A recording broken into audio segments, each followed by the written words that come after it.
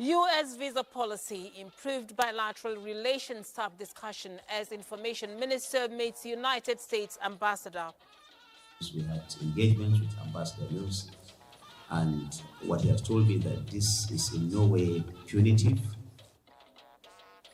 Federal government strengthens Ogoni cleanup to align with global standards as Minister of Environment inaugurates projects. This project belongs to you. It's not for Hyper, it's not the federal government, it is for this community.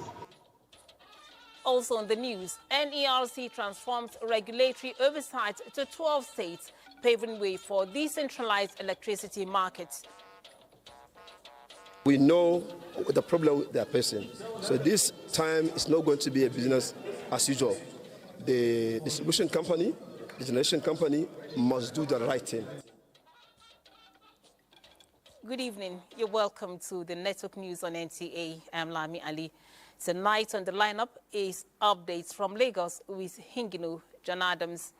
Business news is with Benny. So Benny, tell us, what's the color of the market today? Well, for the first time in a very long while, the market traded red. Well, it is an advantage for new investors. For existing investors, it's not all smiles. We'll give you details in the course of the bulletin. And of course, Bade Adeleye will lead us into the world of sports. So Benny, what do you have for us? Well, not the best of news after CAF released the latest list of clubs on the continent, with Nigerian clubs missing in the top 20. You can follow this news live on our website, nta.ng/live, NTA News Now on X, and other social media handles displayed on the screen.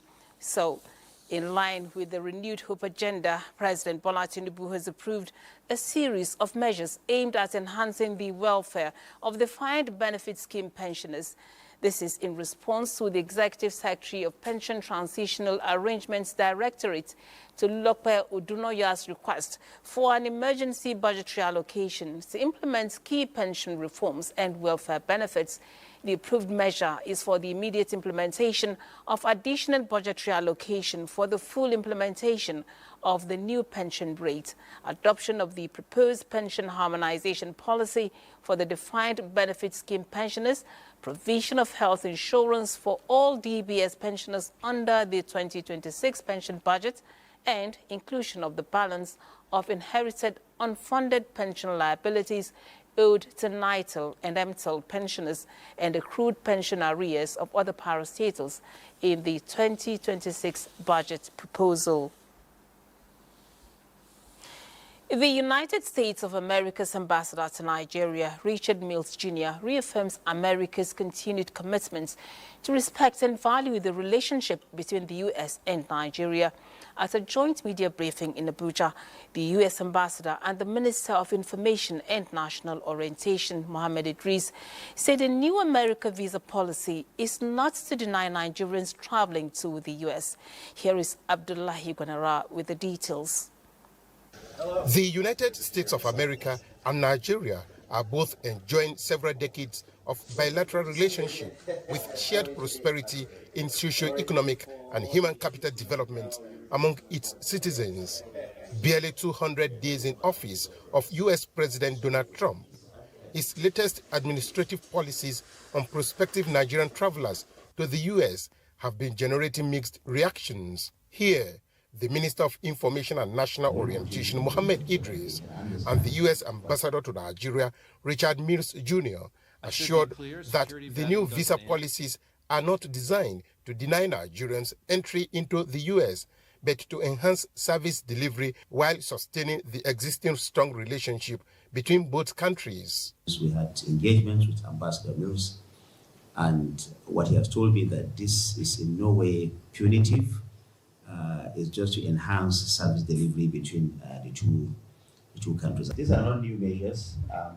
Everyone knows that when you want to visit any country, it is your duty to ensure compliance with their laws. I mean, when someone comes into Nigeria, we expect that person to also comply with our laws here. So what I want to say here is that Nigerians must continue to demonstrate better sense of patriotism about their country. We encourage all applicants to provide truthful information and abide by the terms of their visas, as I know the great majority of Nigerians do. By doing that, we are going to strengthen the bonds between our countries, and we will ensure that opportunities for travel, business, and cultural exchange remain available to all of us. This is a shared commitment to update Nigeria's potential travelers to the U.S. of the new order and guarantee their safety in Abuja. Salihu Abdullahi Gwanara, NTA News. Now, in other news, the Minister of Environment, Balarabe Lawal, has inaugurated some projects across Ogoni communities to improve the socio-economic life of the people. The projects, which demonstrate federal government's commitment to implementing the Ogoni Bill of Rights, are under the purview of the Hydrocarbon Pollution Remediation Project, HYPRIP. Robinson Deritaide reports. The last few years, Ogoni people of Rivers State have attracted the attention of the federal government, especially in remediating the oil-polluted soil and other ongoing infrastructure to improve the economy and well-being of the people. Minister of Environment Balarabe Lawal inaugurated water facilities in Bodo, Eteo and Bowe, connecting 40 communities in 3 local government areas to potable water. The minister also inaugurated IPREP area office in Gokana. We must fund this project because this project belongs to you. It's not for HYPREP, it's not the federal government, it is for this community. So they must come out strongly and protect and prevent them from being vandalized by miscreants. All we are asking is that the government of this country should continue to support HYPREP, because there are lots to be done. And as Ogoni people, at all points in time, will support every effort of government. Management of IPREP says the agency, in a soil remediation effort, has completed and obtained close-out certification for 50 lots in simple risk sites, while the remediation of contaminated groundwater is at 38%, shoreline cleanup is at 37%, and mangrove restoration is at 93% completion. We have reached the point of simultaneous implementation of UNED's key recommended actions, including environmental remediation, livelihood restoration, provision of potable water, and public health interventions, all working together to transform Ogoni holistically. The minister also inspected the Center of Environmental Restoration, which is almost ready for inauguration.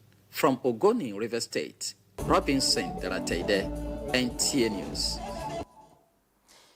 Dangerous products not only compromise treatment outcomes, but also erode public trust in health institutions. This the federal government vows to prevent in Nigeria.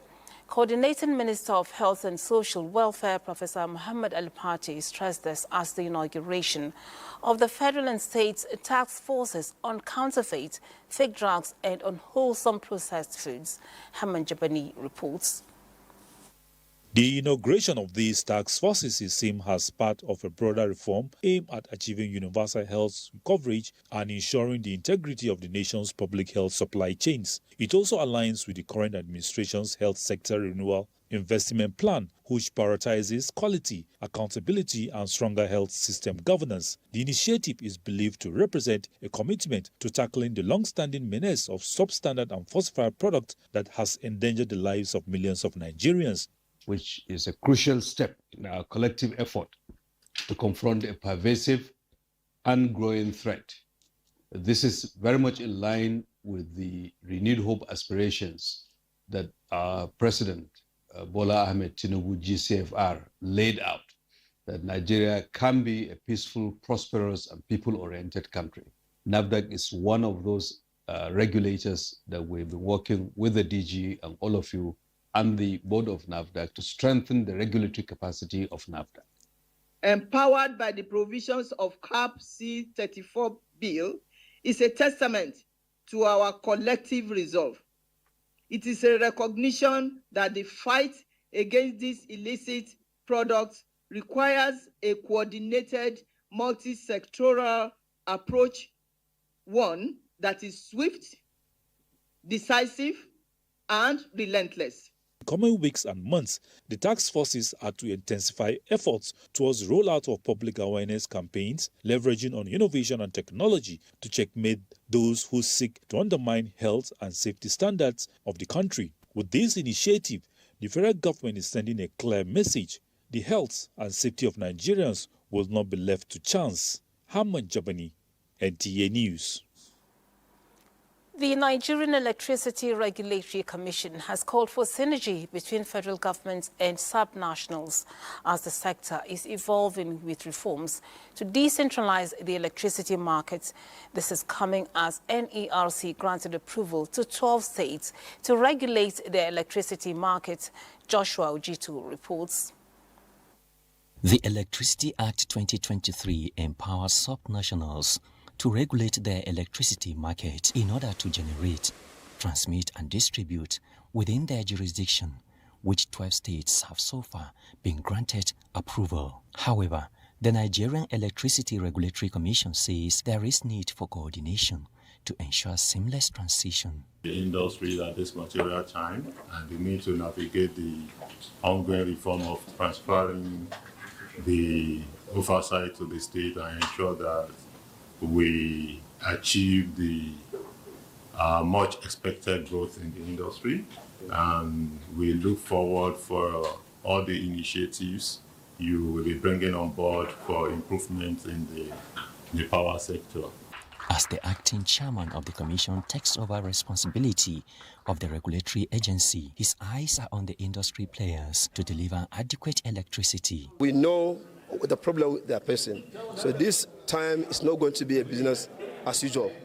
The distribution company, the generation company must do the right thing. The Electricity Act 2023 mandates the Nigerian Electricity Regulatory Commission to maintain its central role of regulation of national and international electricity markets. Joshua Ojitu, NTA News. To demonstrate transparency and accountability, the West African Examinations Council has taken full responsibility for delays and other issues affecting the 2025 West African Senior School Certificate Examination results. Adejoke Odeka reports that candidates that sat for the 2025 examination have been asked to recheck their results following correction of identified anomalies. Students who sat for the West African Senior School Certificate Examination, WASC, can now breathe a sigh of relief as the head of National Office of the West African Examinations Council, WAEC, says they have successfully resolved the technical issues that affected the grading of their serialized papers. Some discrepancies were discovered in the grading of the serialized papers. The Council, being accountable, transparent and credible organization, further investigated all the serialized papers. Discovered that the serialized code file was wrongly used in the printing of English language objective test, which was paper 3, which resulted in them being scored with wrong keys. The council says it has released the 2025 WASC results with 89.55% of candidates' results fully processed, while 10.45% are pending due to unresolved issues. The results show that 62.96% of candidates obtained credits in at least 5 subjects, including English and mathematics, representing a 9.16% decrease from 2024. 205,916 candidates, representing 10.45%, have one or more of their subjects still being processed due to some issues to be resolved. Efforts are, however, being made to speedily complete the processes to enhance the release of the affected candidates' results. This will take place in a few days. The council's management acknowledges the embarrassment and emotional distress caused by anomalies that candidates experienced. The examination body takes full responsibility and has assured those affected as well as stakeholders that it is working diligently to rectify the situation and implement measures to prevent such occurrences in the future. In Lagos, Adejoke Odeka, NTA News. We take a break now to bring you some messages. More stories in just a moment. Do stay. Thank you for staying. The Nigerian Center for Disease Control and Prevention, NCDC, has issued a public health advisory warning of a potential chikungunya outbreak in the country.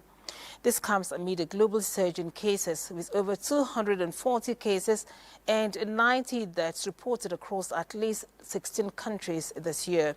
Notably, China has recorded nearly 5,000 cases since early July 2025. While Nigeria has not yet reported any confirmed chikungunya case this year, the NCDC states that the country's current environmental conditions, particularly in states affected by floods and other high-risk areas, are ideal for an outbreak. Chikungunya is a viral disease spread by some species of mosquitoes, which are active during the day, especially in the early morning and late afternoon. Symptoms typically include a sudden onset of fever, severe joint pain, muscle pain, headache, and fatigue. In response, the NCDC is strengthening its vector surveillance and control efforts, collaborating with health workers and state governments to quickly identify and respond to suspected cases.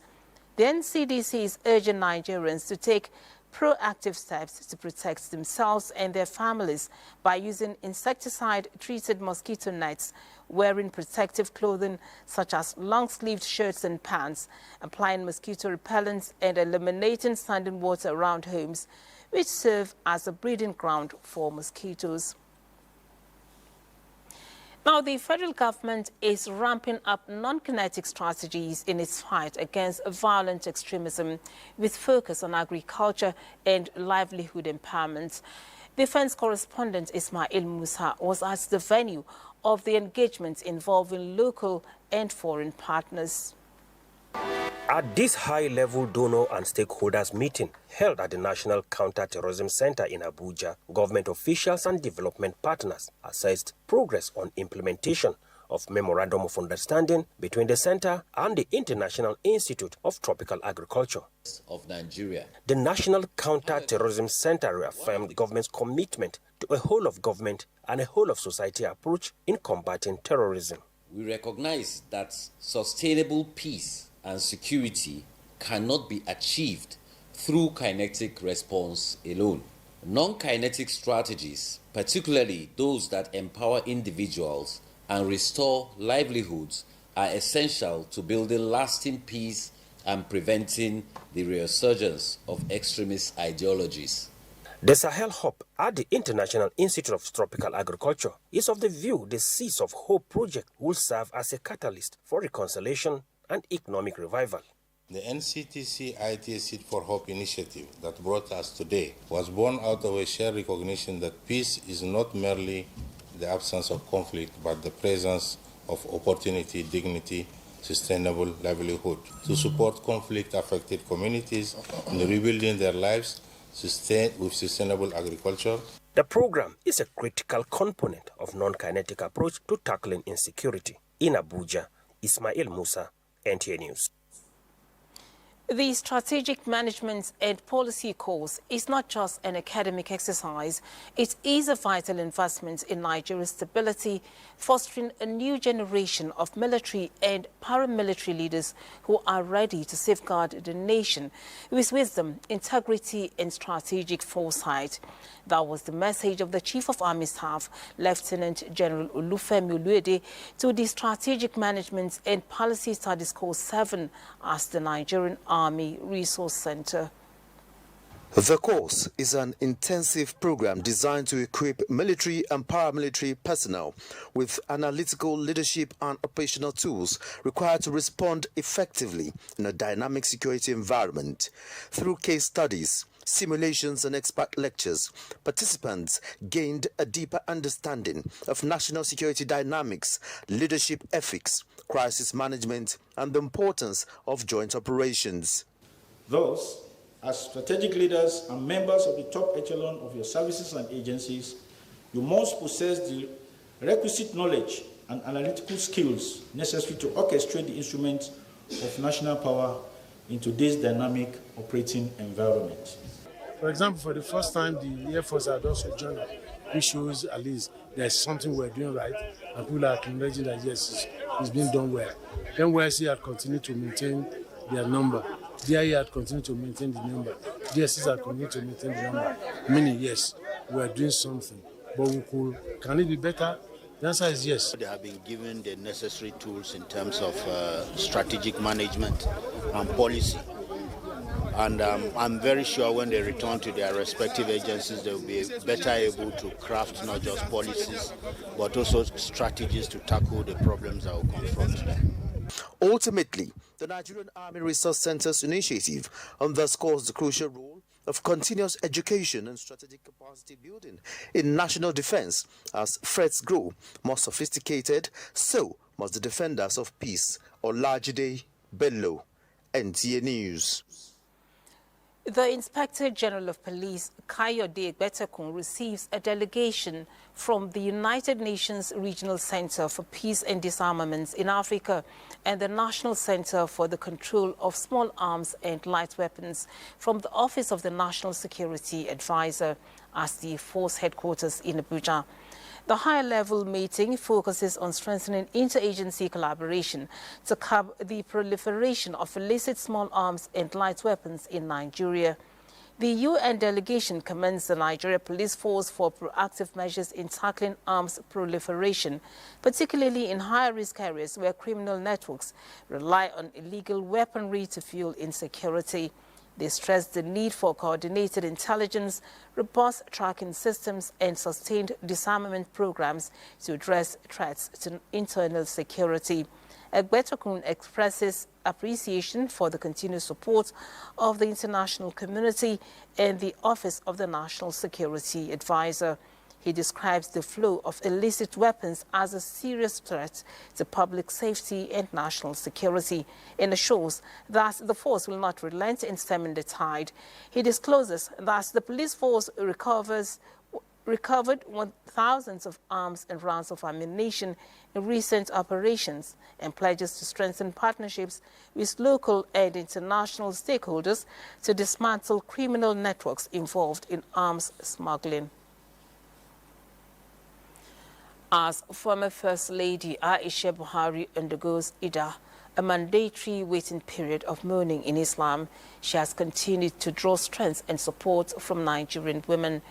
This show of solidarity again played out when Nigeria's First Lady Oluremi Tinubu led wives of federal legislators to the Kaduna residence of the late former President Muhammadu Buhari to show support. State House correspondent Adeni Taiwo was there. The First Lady and her entourage, comprising wife of the Vice President Nana Shetima, spouses of federal legislators, and some members of the Nigeria Governor Spouses Forum, arrived at the residence of late former President Muhammadu Buhari to share another solemn moment with his widow, Aisha. While the period of 7 days national mourning for the late former president is over for most Nigerians, it is not so for his widow, Aisha, who is still undergoing Ida, a waiting period of 4 months and 10 days. From the First Lady and other members of our delegation came words of comfort, recounting the impact of the late former president, followed by special prayers for strength and comfort for the family. He was a great leader. He really leaded with devotion, compassion, humility. I remember him leading us on various visits, official visits around the world. His kindness, his humility, and how he led the Nigerian contingent at every point was very admirable. The gesture met with gratitude from the family. Honestly, the family is overwhelmed with the love and prayers and the constant visits. Some people have come from very far away. Sometimes we wonder how they need it. The first lady had paid a similar visit to the Daura home of the late national leader on July 19, leading a delegation made up of governors and ministers' wives, as well as spouses of service chiefs. From Kaduna, Adeni Itaiwu, NTA News. To politics now. The presidential candidate of the African Democratic Congress, ADC, in the 2023 elections, Dumebi Kachukwu, insists that the party has no national chairman. Kachukwu told Newsman Friday that the party should, as a matter of urgency, organize a national convention to elect officials that will run its affairs. Correspondent Linda Okuri-Igwe's report is here presented. The push and shove over the leadership of the African Democratic Congress, ADC, does not look like it is going away anytime soon. The presidential candidate of the party in the 2023 general elections, Kachukwu, says the party has been without a national chairman for the past 2 years. He insists that anyone parading himself as one is doing so illegally. I now present evidence to you today.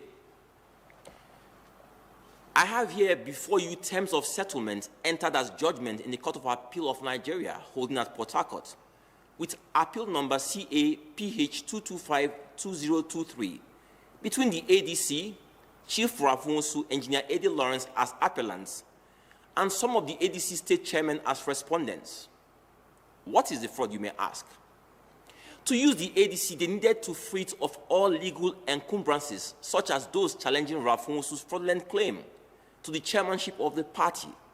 And so, they forged signatures of some of the chairmen who were not interested in the sale of the party and presented it to the court as terms of settlement, which the Court of Appeal adopted as judgment. He alleged that the infiltration of some individuals into the party without due process, in line with internal democratic processes of the party, has led to the current confusion and mixed messages emanating from the party. We all watched almost 2 months ago the comedic performance of Rafunsu as he anointed David Mark as chairman of the ADC, and at the same time presented him with a membership card of our party. Rafunsu had no legal mandate to anoint or appoint a chairman for our party.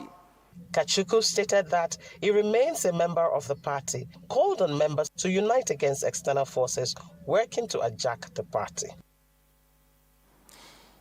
Hingino in Lagos is up now with latest developments from the Center of Excellence. It's over to you, Hingino.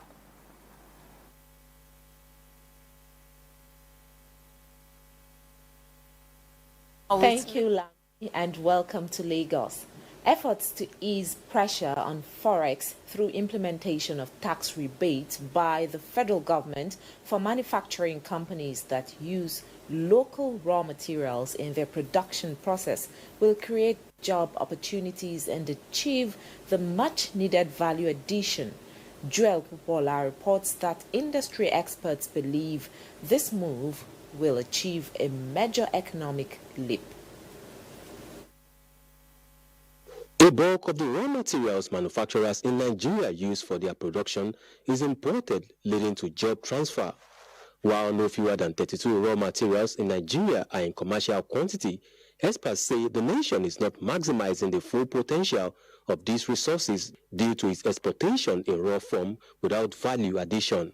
This narrative is what the Raw Material Research and Development Council is changing, with a bill to that effect now at advanced stage in the National Assembly, and the Minister of Innovation, Science and Technology, Uche Nnaji, believes is a smart move. Any product that is produced in this country at commercial level, importation will be banned automatically. And we have insisted that for any product to be exported, there must be 30% beneficiation, value addition. Director General Raw Materials Research and Development Council says the prospect of the raw materials sector is becoming brighter with value addition in sight. Nigeria's industrialization is supposed to hinge on 80% utilization of local resources. The Raw Materials Research and Development Council now has the full mandate to implement the guidelines for rebates, for tax incentives to manufacturers that utilize local raw materials in their production processes. Establishment of industrial clusters that will connect industries with raw materials and investment in cutting-edge technology to reduce cost of production, stakeholders agreed is important. In Lagos, Joel Bukbuola, NTA News. Dangote Petroleum Refinery and Petrochemicals has commenced the first phase receipt of 4,000 compressed natural gas-powered trucks, an integral part of its ambitious fuel distribution logistics program set to start operation on August 15, 2025. Diana Ajale, who witnessed the official loadout of the first barge at the Apapa Tinkan port, reports. Seeing, they say, is believing. Right here at the nation's largest seaport in Apapa are these new arrivals from China. They are part of the 4,000 Dangote CNG trucks. Coming into the country in barges, the CNG trucks were driven in a convoy to Dangote Refinery at the Lekki Free Trade Zone, where they would be put to judicious use after the former unveiling. A laudable initiative by Aliko Dangote, the CNG trucks are part of efforts aimed at transforming the nation's fuel distribution landscape. The vehicles will also reduce logistics costs and enhancing supply efficiency for customers while promoting environmentally friendly conditions. Importation of the vehicles through the Apapa ports represents a significant capital investment estimated at 720 billion naira and underscores the company's commitment to pioneering innovative solutions as the world's largest single-train refinery continues to expand its operational capabilities. These first consignment of CNG trucks have been formally received at the refinery site in Ibejileki by the Vice President of Oil and Gas, Dangote Industries Limited, Devakuma Edwin. The innovative distribution is expected to catalyze efficiency gains across Nigeria's downstream petroleum sector, fostering greater transparency, reduce transportation bottlenecks, and ultimately enhance Nigeria's energy. In Lagos, Diana Ajale, NTA News. Those are the reports from Lagos. Benny Adams will continue with business news after the break. You're still on to the largest TV network in Africa, and it's that time we talk business. I'll start by telling you that the Nigerian Export Promotion Council, that is the NEPC, has announced a 19.59% increase in non-oil exports, reaching $3.225 billion in the first half of 2025 compared to $2.696 billion in the same period in 2024. The Executive Director NEPC, Noye Ayeni, attributed this growth to increased global demand for Nigerian commodities and the benefits of the FCFTA, as well as the Council's intervention programs on quality, packaging and market access. A total of 236 different products were exported, a 16.83% rise, with cocoa and its derivatives leading the chart, accounting for more than 41% of total exports. The Council also highlighted increased exports to Africa, including $83.5 million worth of goods to 21 non-ECOWAS African countries.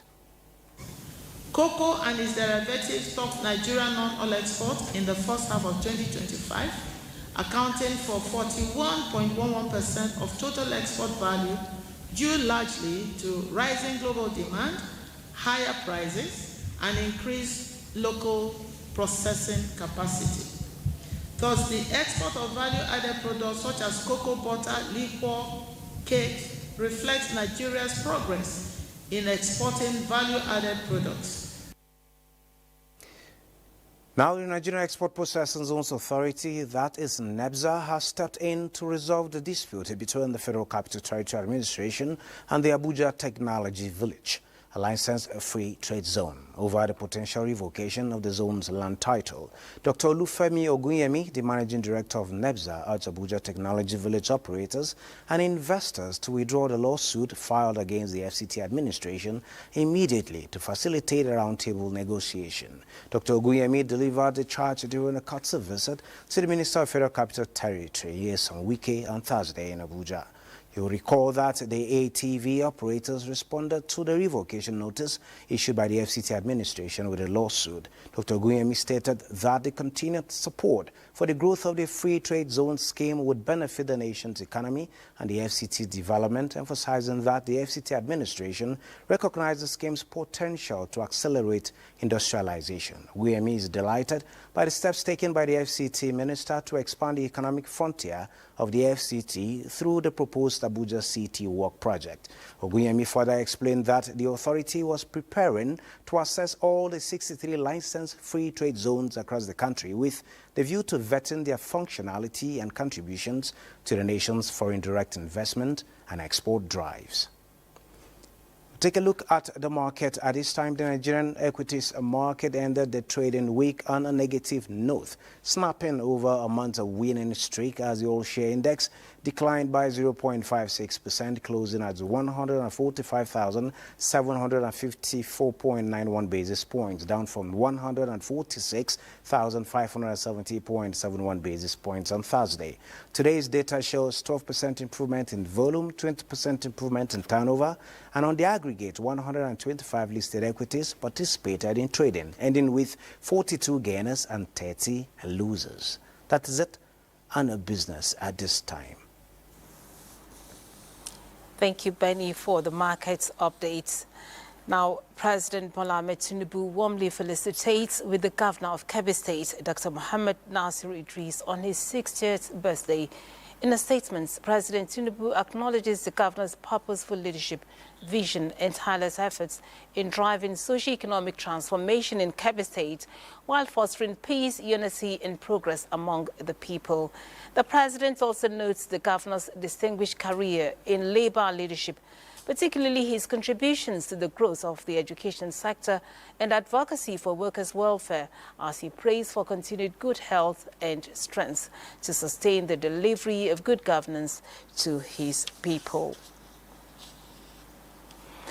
And the National Working Committee of the Governing All Progressives Congress, APC, has described the attainments of its national chairman, Professor Nentawe Irada, to the age of 57 as a remarkable feat, owing to his extraordinary contributions in both academics and administration. In a statement by the National Publicity Secretary, Felix Moka, he says Nentawe is clocking 57 years. He is praying that God will give him the strength, and he hopes that he will continue to guide him with wisdom, divine health, wealth, expertise in ICT and governance on the party leadership for unity, peace, strength and prosperity. Also, the Borno State Governor and Chairman of Northeast Governors Forum, Professor Babagana Umar Zulum, has felicitated with the national chairman on his 57th birthday, describing him as a unifying factor for whose track record speak volumes and will greatly assist in propelling the party to greatness in all its bid to serve Nigerians better. Meanwhile, the Nasarawa State Governor Abdullahi Suli has also celebrated with the national chairman at a warm and surprise ceremony organized by the National Secretariat to honor its leader, and prayed God to bless his new age and grant him the strength to move the party to enviable heights. We pause now to bring you some more messages. Do stay tuned for sports and more news. And now we go to Bade for the sports update. Many thanks, Lami. Let's begin with football. As ahead of the draws for the preliminary round of the 2025-2026 CAF Champions League and Confederation Cup, the continent's football ruling body has released the latest club rankings, with Nigeria's top clubs missing from the top 20. The rankings, based on the 5-year performance index, placed Rivers United FC in 24th position and Eyimba in 35th. No other Nigerian club features in the top 50. Rivers United, ranked highest among Nigerian clubs, are also listed at the second best in West Africa. Eyimba, Nigeria's most successful club on the continent, historically remains further down the list, despite previous achievements in the CAF Champions League. Now, Nigeria's home-based Super Eagles are intensifying training ahead of Tuesday's second group game against Sudan at the 2024 African Nations Championship, CHAN. The Eric Charlie-led side lost their first game by lone goal on Tuesday to Senegal, following a defensive error in the closing stages of the game. Currently fourth in Group D, Nigeria stands a chance of qualifying with positive results in the games against Sudan and Congo, and Charlie has called for more focus from his boys, tasking them to bounce back in the next game.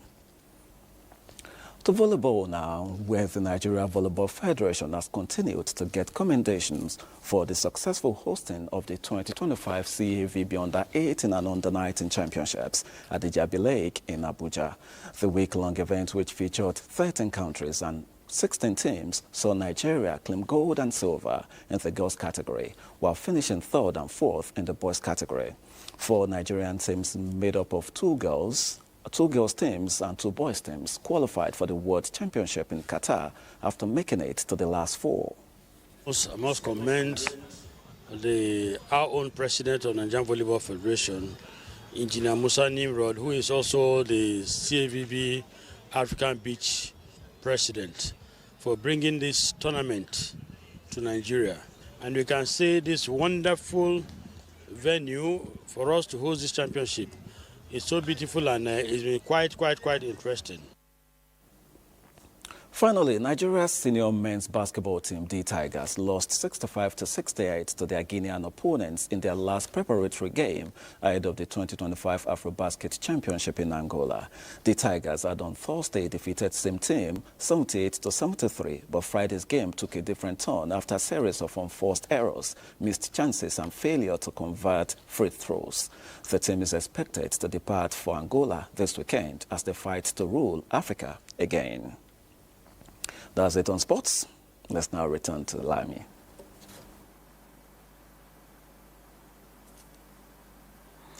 Thank you, Buddy. Now, Nigerians have been urged to be committed to the growth and development of the country. The Diocesan Bishop of Ibadan North Anglican Diocese, Most Reverend William Salade, gave the charge as the burial service for the 43rd Olubadan of Ibadan land, Oba Olabi Olakulehin, held as the Cathedral Church of St. Peter's in Ibadan. Kendi Omolosho reports. In his sermon, the Diocesan Bishop of Ibadan North Anglican Diocese, Most Reverend Williams Aladekugbe, described Oba Olakulehin as a man of faith, custodian of culture, dedicated to God's work. The late monarch in his submission served the country and ruled Ibadan land peacefully with distinction and legacies. During his reign, he ensured that all residents within his domain enjoy very peaceful coexistence. Ibadan land and environs similarly witnessed unprecedented development. Oyo State Governor Seyi Makinde, who led other top government functionaries as well as notable sons and daughters of Ibadan land to the funeral service, described the late Olubadan as a man of peace and unifier. Then followed the interment of Oba Olabi Olakulehin. Family, friends, and associates gathered at the reception in honor of Oba Olakulehin. The late monarch will be missed for his fatherly role, advice, and motivation. He's a man that is very compassionate. He has a listening ear. He was a very caring father, not to the kids alone, but to extended family and to Ibadan at large. I will miss his very care, his affection. He doesn't look down on anybody, and it's a blessing that Ibadan land was fortunate to have him. The 43rd Olubadan of Ibadan land, Oba Olabi Olakulehin, joined his ancestors on July 7, 2 days after his 90th birthday. Kendi Omolosho, NTA News. And that does it on the news for tonight. We thank you for being a part of it. Do have a good weekend. I'm Lami Ali.